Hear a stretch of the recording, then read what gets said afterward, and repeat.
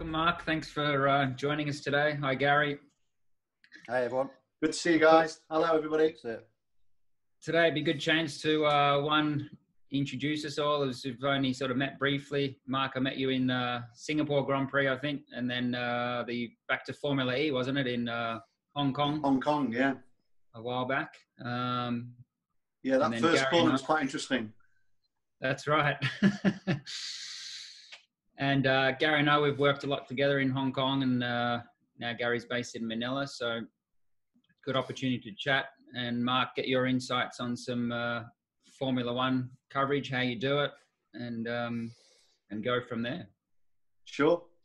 Well, my career started in '83, believe it or not, 1983, a long time ago. I'm sure you guys weren't born, but definitely was. Just, yeah. But my father used to take me to the races back in the old days. Alton Park was my local track up in Manchester, and my brother started working for a young driver called Ayrton Senna da Silva back in those days in '81. So I went to that race not as a photographer. I was still 16. But then I managed to get to a race when I was 18 because you couldn't get a pass till you're 18. And my first ever race was taking photos out the back. My brother said, go out the back of the circuit, just get a different angle. You'll be fine. So I ended up going out the circuit, going out to the back. And Senna and Brundle. Senna dived down the inside of Brundle and crashed in front of me. And I didn't have a sequence of it because I didn't have a motor drive. I had a click wind, the old film camera, one frame at a time, and I've got them side by side, which is quite a key moment. And then they landed on top of each other. Senna landed on top of Brundle's car, and he was very close to his head actually.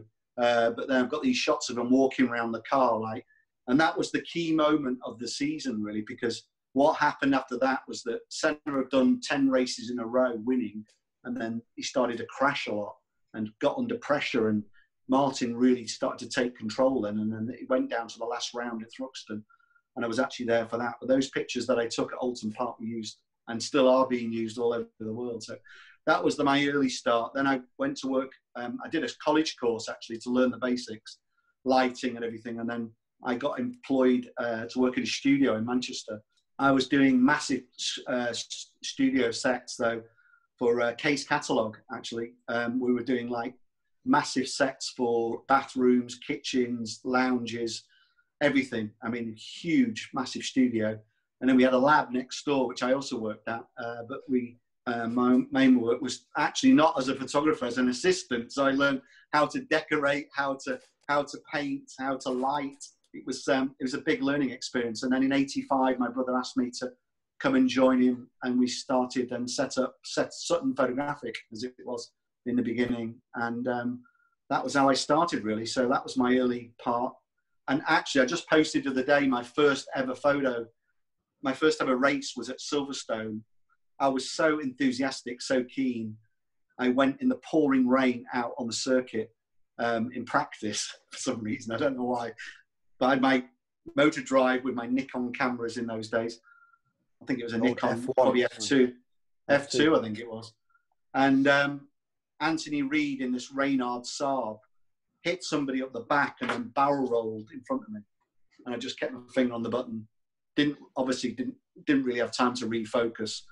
I did a little bit of manual focusing, but he landed in front of me in the gravel trap, got out of the car, everything was okay. But I was so excited, ran back to my car, drove back to the office and processed the film, as always in the old days, in a tank with chemicals.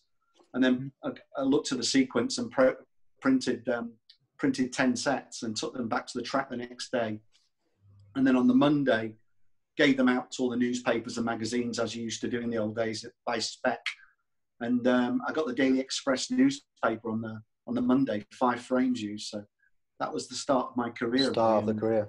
Yeah. It's interesting about how you talk about going out in the rain and such, as like, you know, one of the things I've noticed when we shoot sports events is when people complain about the weather and stuff, and it's like when we're shooting a race or an event, you know, we see the rain as an opportunity for more dramatic shots. But it's just interesting how you mentioned it there, because I think that's a key thing that we can speak to other photographers or people coming up is like, you know, if you're passionate about this, then weather is the last thing on your mind, right? In the sense of, should I do it or not? You just need to be prepared. I mean, I take my rain kit to every race around the world. I know it sounds stupid to take it to Abu Dhabi or even to places like Singapore, but there's always a chance it could rain. You know, in Singapore, we've had a few wet sessions over the years. There's always a chance, and certainly in Singapore because of the tropical climate. Singapore and Malaysia are both the same, right? Yeah, exactly. I mean, I used to love Malaysia. I used to love the rain in Malaysia. I used to be laughing and smiling and joking. You know, even places like Spa. I remember destroying a D2000, one of the early digital cameras. I completely destroyed it because I took it in the rain without any covers, and it was like a $5,000 camera or $10,000 camera. I can't remember what it was. It destroyed the circuit board inside. But I used it in the rain, and I wanted to get the pictures, and it lasted the race. But after that, it was destroyed. They couldn't reply. I remember it was in the cupboard. The insurance company paid for it. But you want to be out there in the rain. It's spectacular. It gives you an opportunity to shoot something that you've not shot probably all year. And also, drivers are going sideways. Drivers are going to crash, possibly, you know, and you've got to look. Possibly the sun will come out even when the rain's out. Possible rainbow, possible backlight shots, possible spray shots. You've got to think outside the box, I think, in these sort of situations. Yeah, definitely adds a lot of elements, doesn't it? But like you say, preparation is everything, which is, I guess. And in some cases, I think there was a race, I can't remember which one it was last year, certainly last year at the Grand Prix. All the drivers, I mean, I generally start in the pits and then work out. Unless it's a particular session, I know it's sunny, I'll go out. But if it's a wet session, I think sometimes, because the drivers necessarily aren't going to go out, it's better to stay in the pits, because you can literally go from garage to garage to garage and shoot the drivers for the first time in the garage, talking to the engineer, having a joke at the back. Daniel Ricciardo in particular will come in and he's doing a dance as he comes in. He's high-fiving everybody. He's got this persona about him, and you can see that now on his Instagram. He's going completely bonkers at home, isn't he? And he needs something to do, doesn't he? Yeah, exactly, on his farm like all of us. I don't know where it is in Australia, but it's just a matter of going up and down that pit lane. People go on the pit wall to see if it's drying. You know, I can't remember which race it was, but it was an amazing race, and I just got an amazing set of pictures. Things like that just never happen, you know. And sometimes you look back and you think, Christ, that was an amazing session, you know, and you just smiles are all over your face. And now with digital, you sort of know, because you've sent it, you've picked it, you've sent it back, you know, on the technology that we use now. We're transmitting all the pictures. So you can then go online and look what you've shot. But you know in your mind what you've shot. You know you've got some great pictures and that people will use them. So. Christian, are you going to fire away with one of yours, or do alternates if you want with the questions? Yeah, I'll fire one. I guess going on from what you've just said is, and this is probably a couple of questions in one, but the challenges that you face in Formula One now. I mean, a lot of photographers in motorsport generally are in similar spots. It's what challenge are you facing mostly now compared to maybe what you used to, or is it backdrops in your images? Is it access to areas? I think you've just got to be lucky. I think most of the photographers around the world, sports photographers, they're always looking for a little bit of luck. I mean, they're always looking for a nice artistic angle, nice light, different light, whatever. But I think it's all down to a little bit of luck, but a little bit of knowledge as well. Yeah, that was perfect timing there when you said looking for a bit of light, and his light went off. My light goes off. His bulb blew. Yeah, he's 99p bulb. Yeah. So you're at night, I'm at daylight. If you look out my window, it's beautiful. Believe it or not, just getting dark here. Since we've had coronavirus, the weather in England has been the best weather we've ever had, probably in history. Because I think what's happened is we've got no pollution, and actually the skies are blue. That everything's clean. So going back to your question about picking the right angle, I mean, we've got such lovely sunshine. So I think while we're stuck at home, we've got to look for other opportunities. Things like sunsets. Obviously, people have been talking about the moon. People have been saying I haven't seen any shots of your Galaxy or your satellite shots yet. So we've got to look outside the box, I guess, a little bit. Oh, but tonight. going back to your question, in terms of obviously picking the right angle, I agree. One particular shot that I took back in '93, obviously, is the flying fin where Mika Häkkinen went over the curb. But if you look back to that photo, there was 10 other people around me, but nobody else got it. So in my case, I was probably the only one that heard the screech of the brakes. And when he went over the curb, it was a split-second reaction. And obviously, it was a split second in terms of taking those three or four frames. And I looked round to everybody, having taken it, and asked them the question. One actually in particular was called Pascal Rondeau. I don't know if you know him, but he worked for Getty. He worked for All Sport. He was a really famous photographer, an amazing snapper from France. He didn't get it. He was shooting at 60th. I was shooting at 1/25th of a second, which is still quite slow. Sure. I was doing a pan photo. I'll show you what I was shooting when we go back. We'll show the sequence of what I took. So I've got a pan picture of what I took of Mika the lap before. And then obviously this lap, he came over the curb and just went in the air. But the TV didn't capture it. No other photographer captured it.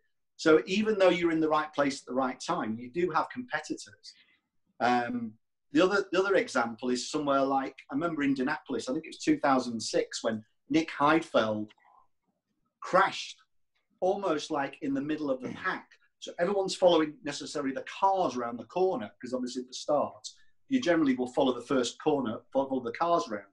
In this case, Nick clipped, I think, with the McLarens and barrel rolled towards us. I was on the 70-200. Again, I just picked it up, literally just saw this car flipping, but luckily the autofocus picked it up. But there is a little bit of blur in the photos because I've got a bit of movement, but it's an amazing sequence. He's actually put his hands on his head like this. But again, there was probably 60 photographers around that corner, and I haven't seen anybody else who got it. I don't know why, but I think also people aren't maybe as prolific on social media and also in posting pictures as I am. But it is also about being in the right place at the right time. Another example is the Leclerc, where Fernando Alonso's tyre in the McLaren hit his halo. So this is the first year of the halo. And everyone criticised it for blocking the driver and saying it was a waste of time, it was ugly. But actually that halo saved his life. You don't know what the consequences would have been, but I've got the photo where the wheel is physically touching the halo. I didn't know that at the time because you are literally just keeping your finger 12 frames a second on that button. And I know a lot of people got that sequence, but whether they got that shot at that angle, I don't know. But it's an amazing bit of luck, right? When you were saying before about your camera settings, do you try and be artsy and go, very slow shutter, or do you try and I've seen from one Brazilian photographer, I can't remember his name now, Luca. That's it. He works in Brazil. He works for Car Magazine in Brazil, and he shot it on the 500. I think he was like 500. I was on the 70-200 with a converter because I'm always wary that you're going to be too tight. But his one is literally full frame. It's beautiful and it's pin sharp, but it's cropping a little bit. And obviously, as Fernando came towards us, all this steam was coming out of his radiator after he crashed. And obviously, I want to get the whole sequence, them getting out the cars and everything. So sometimes it's nice to go tight, it's nice to go slow shutter speed, but it's a big risk. And if you're working for editorial content, like magazines, newspapers, websites, you want the picture. You don't necessarily want to be too arty. It's nice to do art. There's nothing wrong with doing art. There's nothing wrong with doing sparks. As I've got that really good shot of Max Verstappen in Germany last year where he sparked at the first corner, 20th of a second. But that is an incident where he's sparking. All I'm doing is the spark. If he'd gone off and crashed, I'd have missed it. But that's just the way it is. But to capture that shot was quite spectacular. And that meant something to me because he didn't get pole position. I think he came second, but it was his pole lap because he's flat out into the first corner, hits a dip, and bang, in the background coming towards me are those sparks. And trying to capture those at that sort of speed is very difficult. But sometimes it's about it's definitely being in the right place at the right time. sometimes taking a punt. As a freelancer like yourselves, I'm sure you've got some stories to tell about maybe as a freelancer, because that's where you can make your money. You know, as a staffer, I'm not going to make any more money getting a sequence or getting something exclusive. But you guys, you know, you can make the money. And maybe you should talk about maybe something where you were in the right place at the right time, Gary or Christian. Well, Christian can talk about his experience in a sec about Macau. I just want to mention one thing for other, especially for learning photographers, based on what you just said there. Something that's come up a lot in my own experience is, it's always great to put on the 400mm and get that beautiful one shot. But as you said, that quickly develops into a non-shot if they're just a little bit closer than you'd like. And one of the things I find, like when I'm shooting for Getty for sports, is when I send the arty or the really tight images that you think as a photographer look great, compositions, they always say to me, we want it no angles, we want it straight, a little bit loose so we can crop it and all that. So it's like, it's quite hard sometimes as a photographer to create the more standard shot that the actual editors are looking for, rather than the bright, tight, upright or whatever. I think Getty have quite strict restrictions though on what type of images they like to put out. They hated my Dutch angles. They hated it. They kept sending them back. Stop sending them tilted. It's like I had to really think, you know, on an event. It's like, oh, that looks nice. Like, wrong. You really have to do that.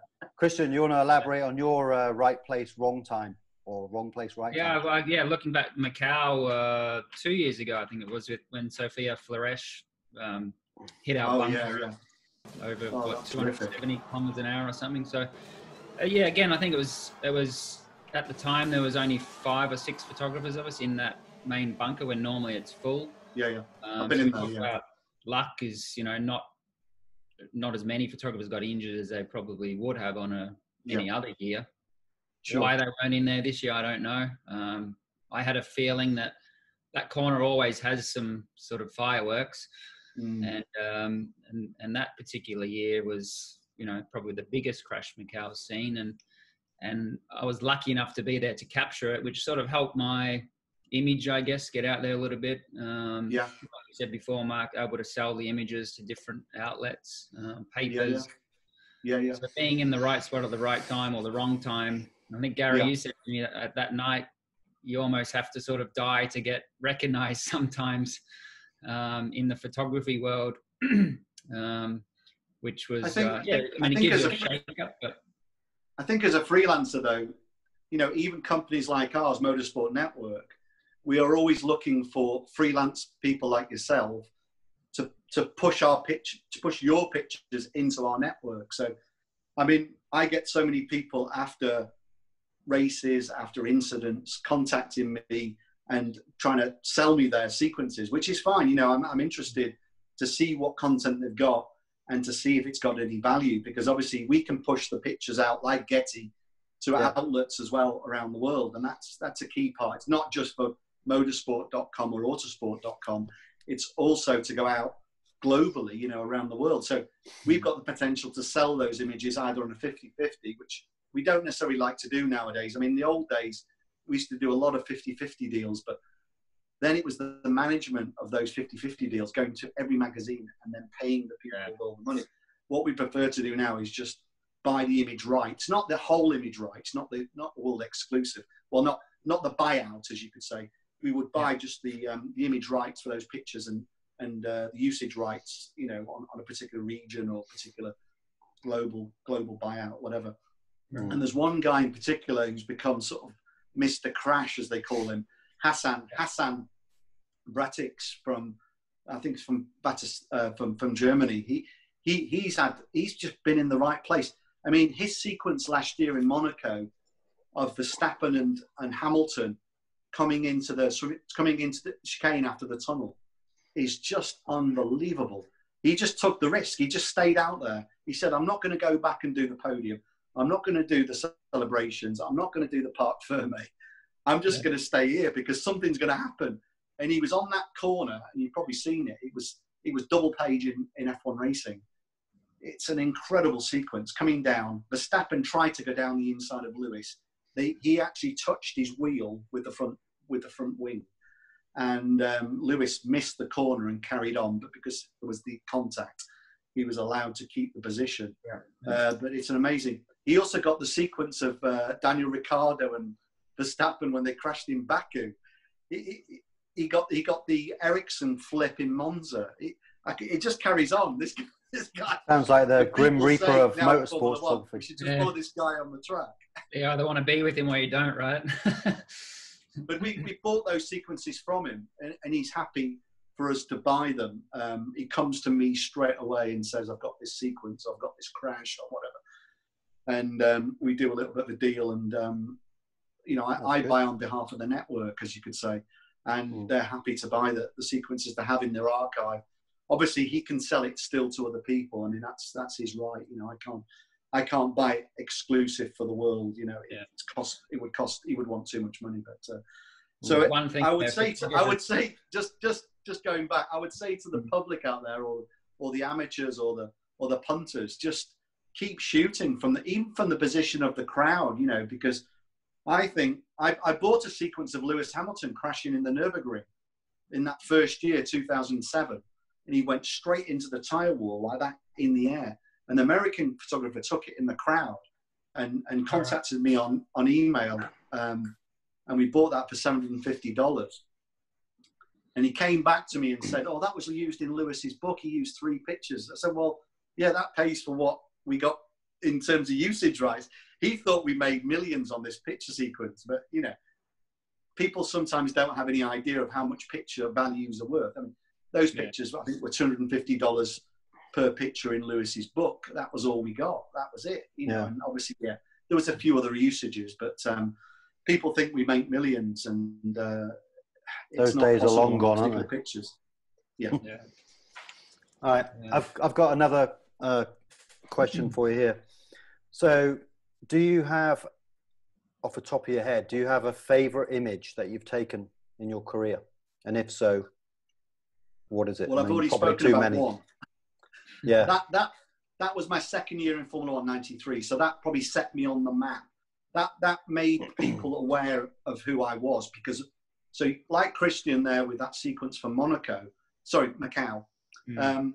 it sort of puts you on the map a bit, and it gives you respect from the other photographers. I guess my other set of pictures is a lot later. I mean, I took various other ones, and I can't, to be honest, remember them, because it's a long.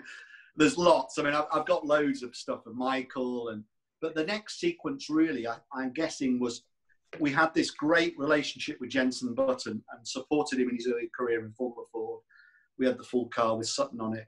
We then supported him in Formula 3, then went to Williams and Renault, so we didn't necessarily support him there. But when he won the World Championship in 2009, we go to Brazil, and he doesn't win the race, but he gets enough points to win the World Championship. I think he was 5th. And he's in Parc Ferme. So all we're concentrating is on him in Parc Ferme, even though I think Felipe Massa won the race, and he's on the podium and he's crying because he didn't win the championship. But Jenson basically runs then to Parc Ferme, hugs his trainer, runs into Parc Ferme. He's still got his helmet on. We can't actually see his physical face. So we're shouting at him, bawling at him from Parc Ferme. And then at the front, because Parc Ferme's got this sort of barrier of fences, like in MotoGP or bikes and other formulas. And then Jenson eventually takes his helmet off. He hugs his dad, who's in the corner. And we're still shouting at Jenson, get over here, and eventually comes up to me personally. And there's a great story. I dropped my 16 to 35 the day before and smashed it completely to smithereens.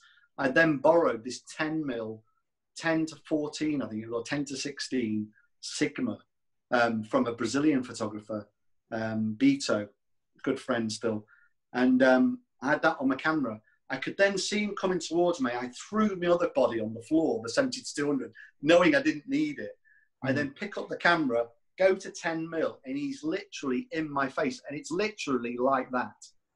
You'll see the pictures. So one is where he's like that, and his eyes are crazy. And then one, he's right in my frame at 10 mil. It's unbelievable. And if I was on 16 millimeter, it would have just been me like this, and the hands would have been out of frame. But because it's a 10 mil, So then I take all those shots. I think not really much of it. And then in those days we had a technician. So I send my card, take my card down to the technician. So I've got some really good shots of Jensen in Parc Fermé. He picks the best, sends them back to the UK. We push them out to all the newspapers. That was it. And a few websites used them, didn't think much of it. And then the next day, so going back to the Getty story, the next day we're on the British Airways flight back to the UK. So overnight we fly back to the UK. I think it's like a 2 a.m. flight. And we're with the Getty Images photographers. And all they want to do is go and see in the newspapers what pictures of theirs are published in the newspaper. Yeah. And we go to the first paper, The Sun, my pictures, front and back, Mirror, Mail, Express, Observer, Independent, Times. Every newspaper used the set of pictures that we sent from that sequence. So I've got one picture of me with all the newspapers, but yeah, the Getty guys were so happy. Yeah, nothing went. But it was a good moment. And I then got the front cover of Autosport that week. It was used pretty much everywhere. And then went to see Jensen in Abu Dhabi, because Abu Dhabi was then the last race, 2009, which was actually the first race in Abu Dhabi. And I said, Jensen, would you mind signing the front cover of Autosport? He said, my eyes look crazy. I said, Jensen, remember when you won your first race in Hungary, 2006? Your eyes were just as crazy. I said, you just won the World Championship. What do you expect?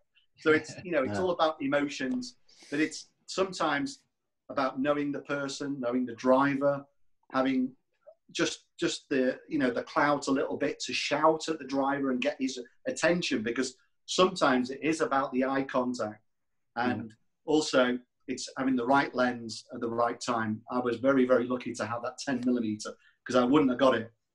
And actually I've got some other shots that are from above, because behind us there's a podium tower much higher, and they were all shooting Jensen as he ran across. And you can see my camera with the flash on top with the Sutton logo, and you can see that it's coming right for me.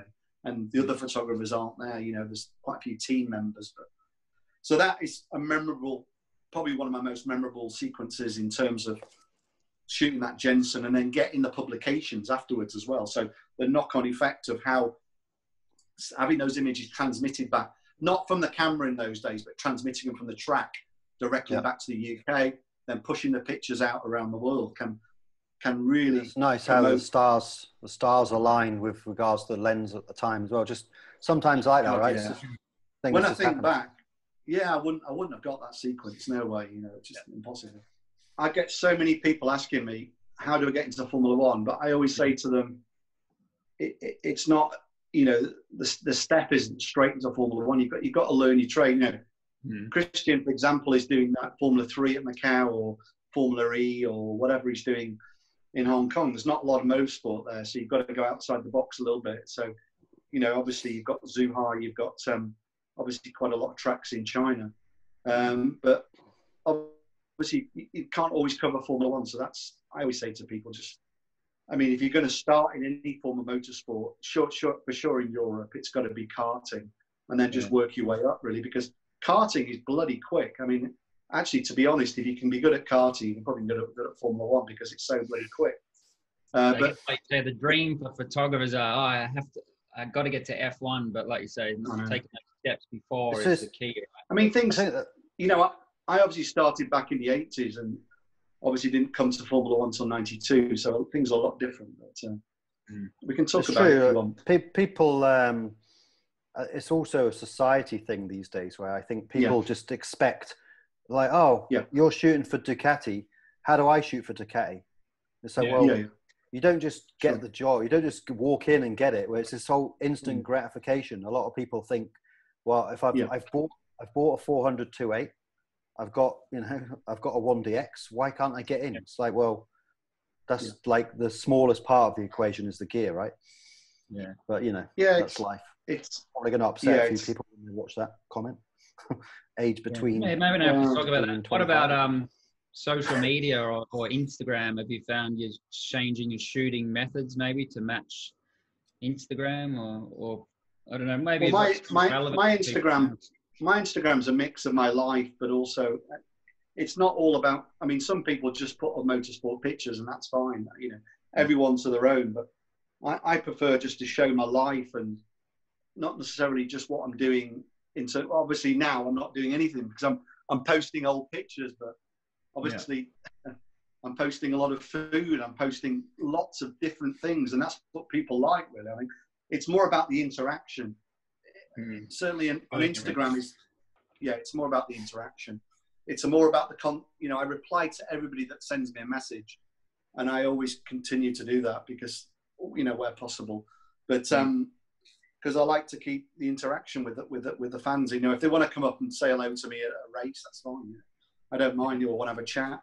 I think that's very good advice for anybody who's. I'm not no matter I'm not how like well some of the drivers who can be a bit off, with the people, because I can understand that they're in a different situation where they're busy with media commitments and obviously engineering meetings and various sponsor stuff, and we haven't got that, so we're fine. But so I don't mind chatting to them about photography. But so to touch a bit then, just what it's like in a day in your shoes, just if we can not obviously go overboard on it, but maybe to give an insight. Well, we can talk about Melbourne if you want.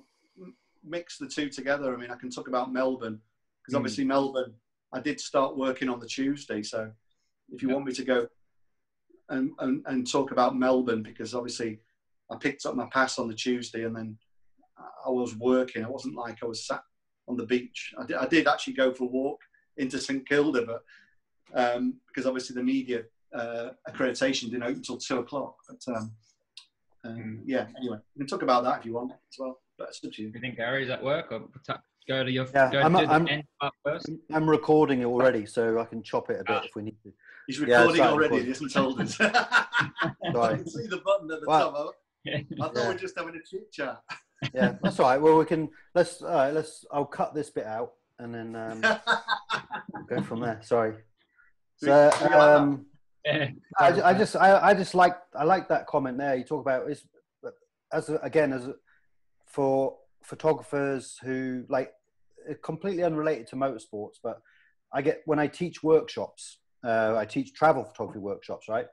And of course, one of the main things people talk about is gear. Everyone's obsessed with gear. I mean, we love gear as well, of course, but we understand that it's a tool rather than, it's going to, if you don't have the right camera, blah, blah, anyway. But what you just said there, and I think is very, very useful comment, is about being humble. And that, whether that's talking to fans, talking to subjects, like if I go to India or something and people say, oh, how'd you get that shot? It's like, you know what, you've got to be humble as a photographer. Yeah. Whether you're talking to the client, to, Lewis Hamilton, to homeless people, whatever it is, doesn't matter. You've got to have the same attitude about the way you're working. That will create an authenticity, right? A typical example was last year in Canada. I'm just in the pit lane, just looking for a few detailed pictures, nothing spectacular, nothing in particular. And then Valtteri Bottas just walks out the garage and he's just doing a few pictures on his phone outside the garage. And then he goes on the pit wall and I just followed him. He leaned out, so I did the picture of him leaning out. It was nothing special. And then as he come off the pit wall, he wanted to have a little chat. So I went up and had a chat. I said, how have you been? Where have you been? He said, I've been to Calgary and I'm enjoying the city. And he showed me a few pictures on his mobile. I said, oh, amazing. Oh, brilliant. He said, and then he goes, he says to me, could he take my picture? And I'm thinking, it was a bit of a shock at first. And I said, yeah. And I'm thinking, we've just done the picture of him leaning out. That would be my picture because it's just easy. He's there, lean out, but there's no background. It doesn't really tell you that you're in Canada.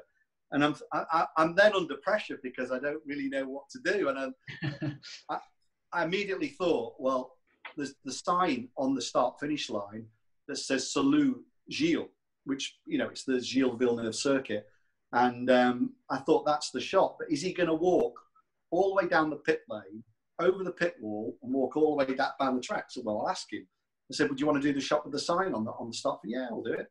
And then I look round and there's actually no other photographers, there's no other TV crews, there's nobody, it's just me and him. So we walked down the pit lane, over the pit wall, walked back down the track, and they take these sequence of pictures of him with the sign. And I said, can you kneel down? He said, yeah, stand up, yeah, arms crossed, yeah. And I did some with all focus, and I did some with a sharp depth of, with a real small depth of field, so it knocks it out a little bit. Standing up, crouched down. Took a couple of minutes of his time. We walked back. He said, "Can I have a look at them?" I said, "Yeah, there you go. Oh, they're great. Can you send them to me on email?" And he gave me his email address, and I sent them over to him, and he used them on his Instagram. But it was just a bizarre situation. Yeah, but it's a great example. Most photo shoots, you've already decided what you're going to shoot and where you're going to go and what you're going to do. And when someone hits you like that with a shot, and then you're under pressure, because then it's your reputation, isn't it, as a Formula One photographer, to come up with the goods as well. It's not just want to get it right. There's quite a few things in place. Pick the right angle, get the right lens, choose the right subject, choose the right background. Because you want it to be clean, you want it to be a nice photo for him to use. Otherwise, if it's a pile of rubbish, he won't use it. So that just came to mind there when you were talking about, also again about having the right lens at the right time and utilizing what you've got in terms of what's in the camera. So it doesn't always have to be at 5.6 f8 or at f11 and everything's sharp. Shoot some at 2.8, or if it's a 1.8 lens, shoot them at 1.8 lens. So just get your eyes sharp and the rest out of focus. So it's utilizing what you've got. And that's a real big part of the job. Yeah. And you see working people now. Around your subject. Yeah, exactly. And a lot of people are shooting at these low depth of focus. It's very difficult, and it does take a lot of skill. And in most cases, you won't use it. But in this case, with a portrait, it works perfectly well. And you could see the difference when I look back at them. I prefer the low depth of focus shot because it's just blurred it out a little bit. It's got the first corner just disappearing into the background. So. Yeah. But, you don't always, we're talking before about long lenses, and I don't think you need to buy a brand new long lens. I mean, eBay is a great place to buy kit. Obviously, your local camera shop will be the first place to go because you can feel and touch it. You get the warranty. The problem with eBay sometimes is that you don't know whether it's been damaged. You don't know the quality of that lens. So I guess the local second-hand camera shop, or I went to B&H in New York this year, and the set of kit they've got there is just mind-blowing. But it's not always about having the long lens. You could, as we talked about before, Gary, and I'm sure Christian's the same, my bread and butter lens is the 70-200. I use it for the start a lot. I use it for portraits. I use it for pan shots. And then you can add the converter. You get the 1.4 or the 2x converter. And the sharpness of those two converters are just incredible. So you're then giving yourself almost a 300 or a 400 mil lens, even with that small lens, I find that's the most versatile lens for us, I think, even for the bikes as well. I mean, the bikes are a bit smaller, and we do like to use the 400 prime. Yeah.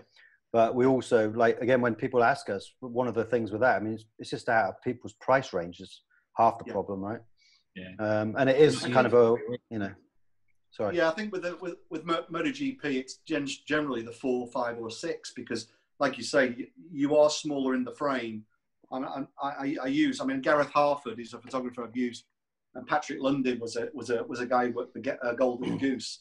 Patrick was a photographer for Formula One for 4 or 5 years. He loved the 600, and he carried it back into Formula One and used it all the time.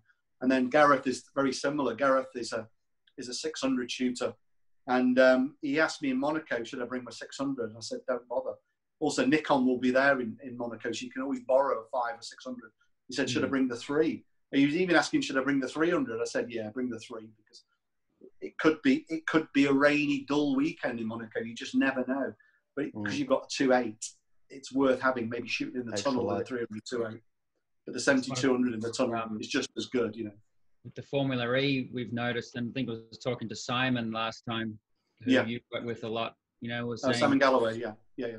Basically get around the track with a 70-200 and a 1635 or 2470, and you're set for the day. It covers, garages, pit lane, track.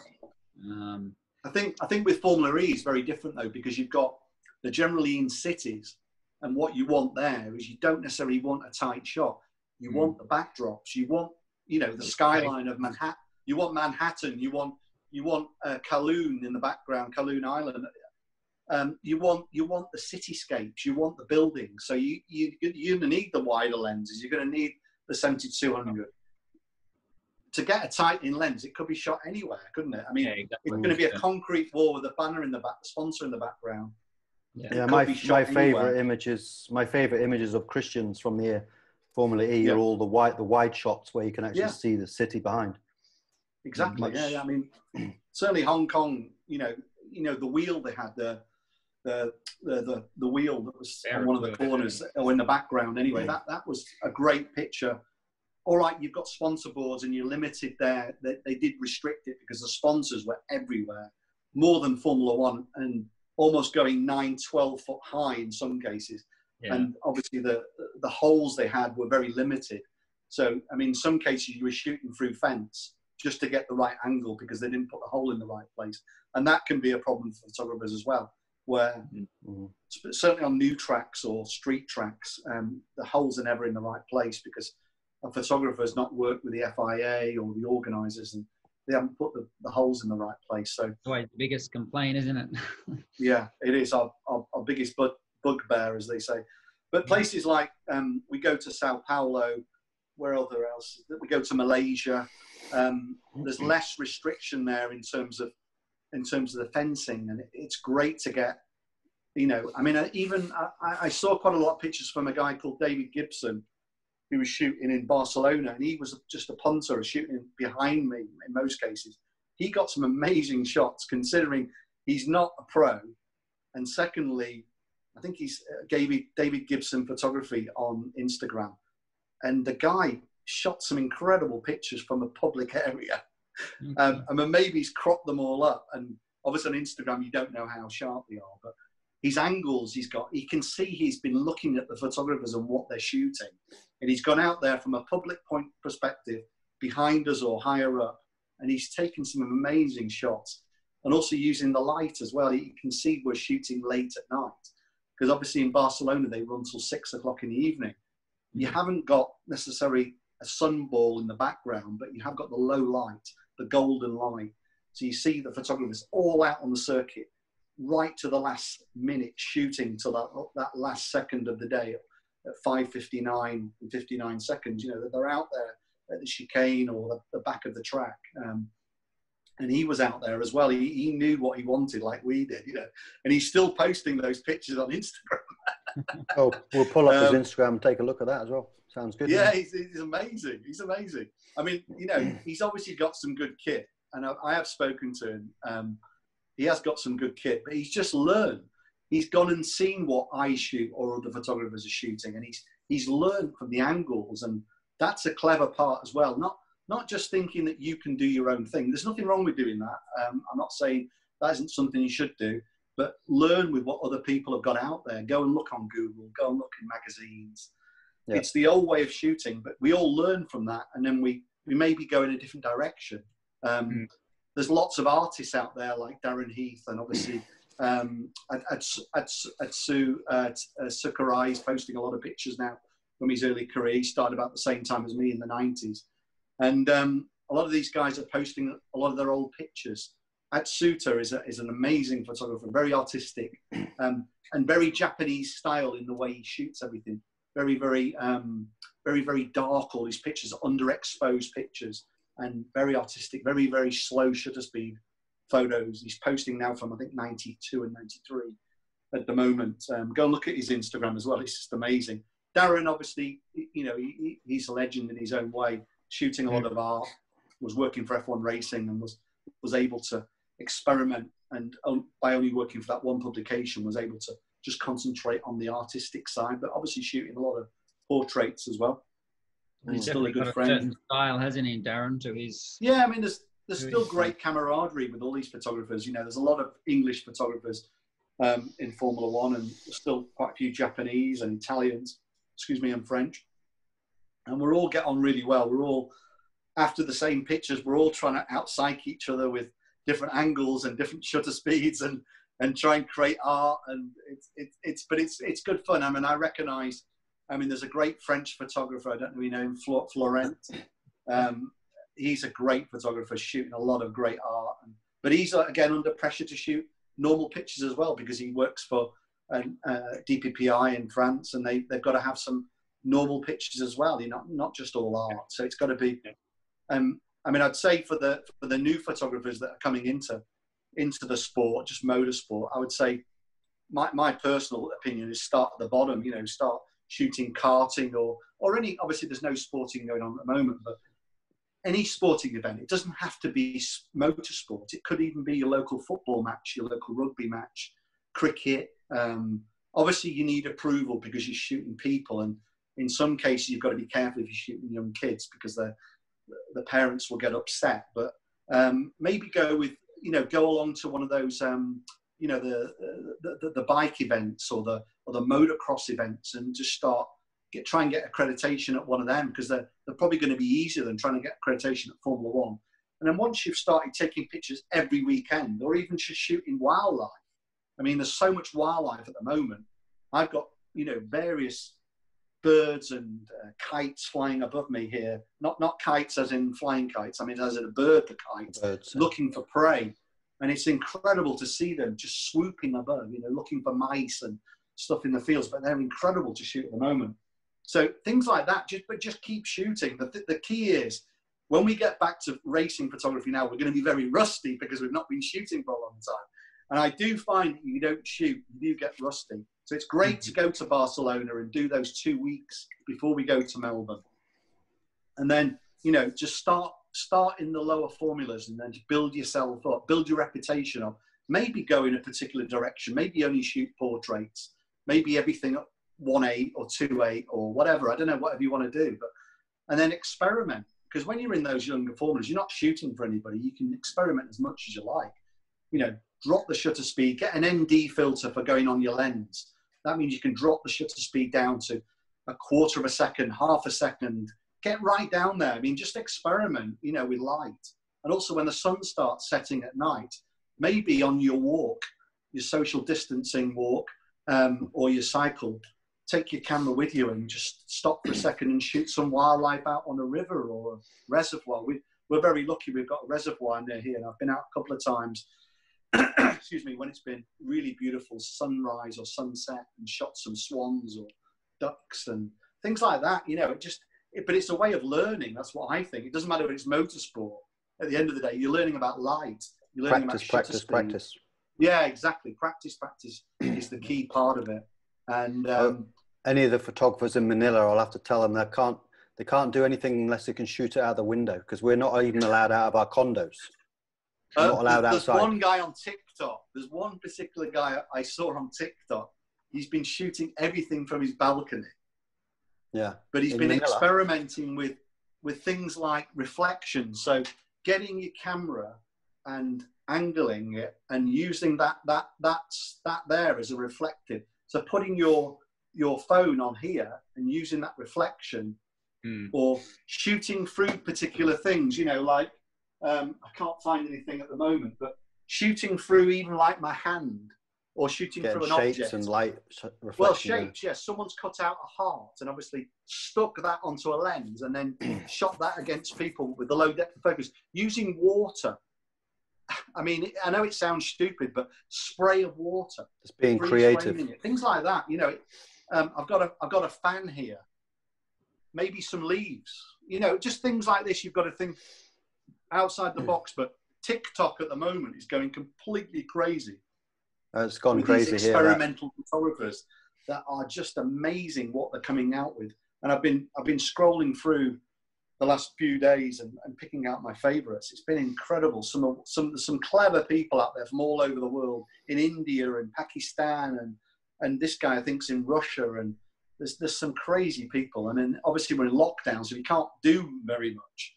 But your thoughts on the esports, Mark? There's a couple of, or one in particular photographer, I can't think of his name off the top of my head, but he had the creative idea of screen capturing the esport races. He's a motorsports photographer, and we'll find out his name at some point. But I thought that was really actually creative, and he's thinking. Well, I did it. I did it for the first Formula One race in Melbourne. Okay. You probably didn't see me, but I was there. Because I had my pass and I had my tabard, So I put my tabard on and shot it in my lounge with the camera kit. Yeah. That went viral on my Instagram and got the most likes. I didn't even shoot the picture. My daughter shot it. It got 6,500 likes. And Could be Sky how Sports it's going to go, isn't it? Yeah. Sky Sports used it. I mean, Mercedes Formula One team used it. It's just, I just wanted to show my commitment to the sport. And I think that's what it's also about. Just going back to your talk about, how people get into the sport. It's also about passion as well. You need to have a real big passion for the sport, passion for photography, because why else would you go out there like I did in the rain, in my first ever race? Why else would I do this job for 35 years? You've got to have a passion for the sport. You've got to love what you want to do. And you've got to love to take really artistic, beautiful pictures. And when they come out, like the button sequence or whatever, the Leclerc crash, or you've got to just think, wow, it's great to be here, great to take these pictures. And I think that's what it's key to it, really. Having a passion. Yeah, passion is definitely key of anything to do with photography, I think, isn't it? Exactly. Leading on from that, if you can just fill us in quickly on what it's like in a day of your life at a F1 track for people who maybe haven't shot motorsport, or some people look at it, it's very, very glamorous. But as a photography point of view, it's not so glamorous sometimes, right? Yeah. I mean, obviously, going back to Australia this year, obviously, it was already a long week. I did 4 days, even without the Grand Prix happening. So I arrived, just to give you an example of what happened in Australia, I arrived there on the Tuesday morning. I arrived in at 6:30. I actually got the bus. I didn't get a taxi like most people. I got the local bus to the bus stop outside my. It wasn't a hostel or anything. It was an apartment, but it was very opposite the track, so it was very close. I then obviously went and got changed, because obviously I'd done a 24-hour flight, and then obviously thought about what I'm going to do for the rest of the day. Went for a nice walk down to St Kilda Beach. Then obviously at 12 o'clock there was the pass collection for the Formula One passes. So I was able to collect my pass for 2020, which was great. Whether I'll actually ever use it again is another story. And then I thought, I may as well go to the circuit. So I met one of the other local photographers, John Toscano, who works with us in Australia. He'd done already a couple of days of all the freight arriving. And he said that the freight's still there on the circuit. So I said, well, let's go to the track. So we went into the circuit, showed our passes, went walking around, did a few pictures of obviously the freight on the circuit. And then I got told to wear a high vis. That's the laws of Australia. You need to wear high vis. So I ended up putting a high vis on, which I've still got. I brought it back. I didn't give it back. And then Charles Leclerc turned up with his girlfriend. So again, totally out of the blue. Totally didn't expect it. Didn't expect any drivers on the Tuesday. Turned up with his girlfriend, his manager, and his trainer. And they got some great shots of them coming in with the helmets on, talking, went into the hospitality. Then they went in the garage. I thought, oh, what are they going to do now? And they went out on the track on the bike. So I got them on the circuit. And then they went off. And I got some really good pictures of those, all went back. I was the only photographer there, no other photographers. Got some shots of the freight, got some shots of the paddock. And then I thought, right, it's time to go now. And then back in on the Wednesday. So Wednesday is then like our Thursday, because in Australia, they have a 4-day weekend. So literally there's cars running on the Thursday, no other race really. And so the drivers have to do their track walk on a Wednesday. So Wednesday is going to be a busy day, we know that. And then I go out into the circuit, wait for the drivers to sort of come to me really down the end of the pit lane. And then I see these bikes at the end of the pit lane talking to the stewards and the security, think nothing of it. And then some of the photographers say, no, it's a nobody. I don't know who they are. So I just fire it off anyway. And it's Bottas, it's Valtteri Bottas. And he actually waved to me, but I didn't see it on the sequence as he came past. And actually, when I look back again, he's actually riding a Mercedes bike in all the Mercedes kit with his blue and white. So that was a great set of pictures. And then you had Alex Albon was on Netflix. So Netflix obviously doing this Drive to Survive series. He's mic'd up, so he's got his mic here, and they've got the boom arm over as well, so they can pick up all the engineers talking. So that was a good set of pictures down the first corner and let them carry on, really. So I did that pretty much with all the drivers. Excuse me, got a few more freight shots, a few pit lane shots, and then really that was it again. Then Thursday, another day.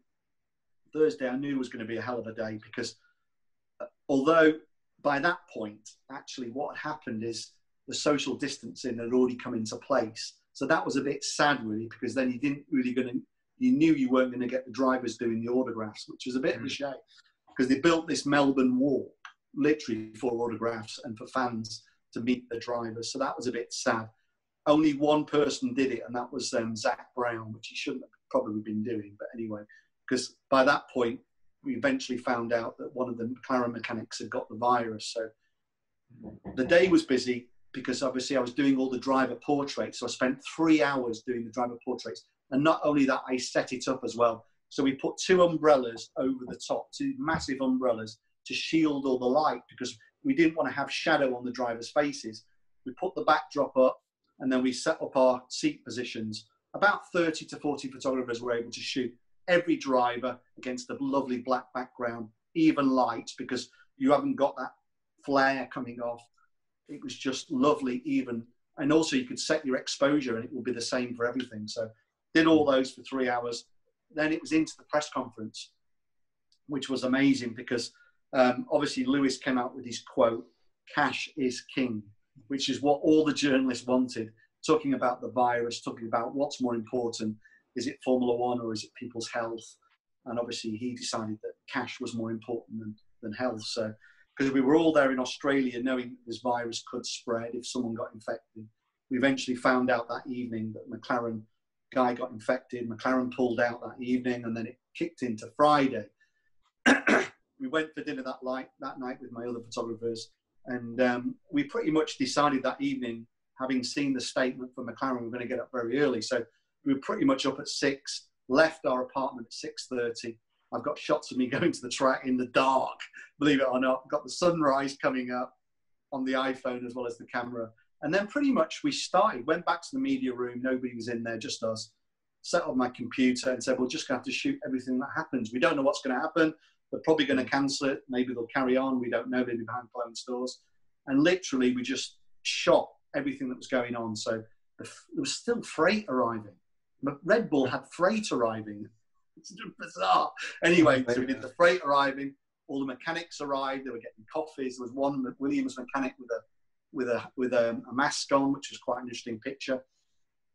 And then there was people going into the paddock, and then eventually it came out that possibly it's going to be cancelled.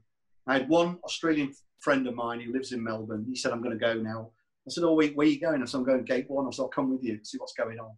He said, "I think it's going to be cancelled. I think the Premier's already come out and said no one's allowed in, even though the public possibly don't know yet."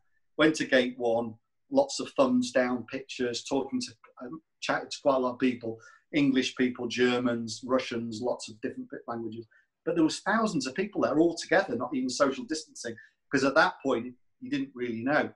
Carried on shooting. Police then turned up, guy with a tannoy, told all the public, they all disappeared. But there were some great pictures, just to really shoot it as an editorial photographer, as a news photographer, like, the guys from Getty would have been doing the same.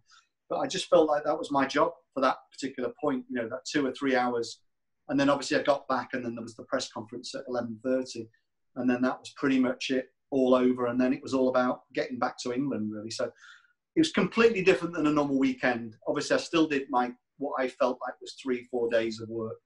But yeah, it's full on. I mean, it's literally like that every Grand Prix, to be honest. Not as much because you don't do the portraits, but it is pretty much full on. There's lots of media activities, lots of sponsor events.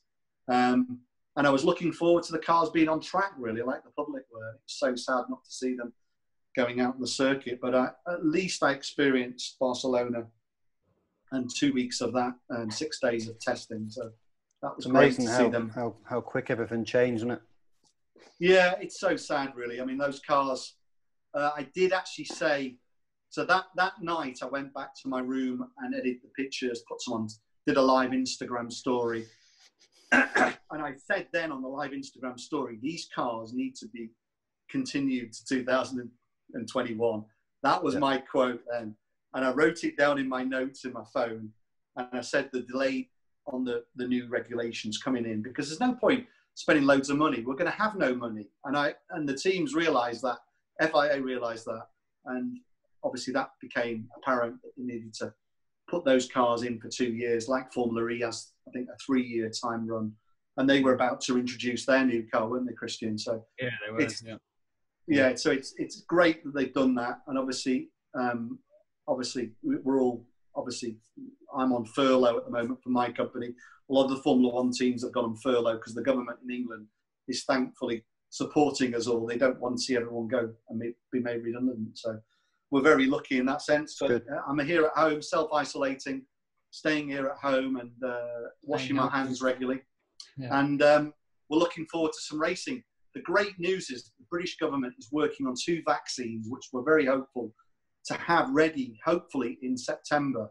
The government is piling some serious money into 2 different directions. So we're very hopeful that Oxford University and another establishment is working on these 2 different viruses in two different directions, and that one of them out the 2 will work and we can get back to normal life.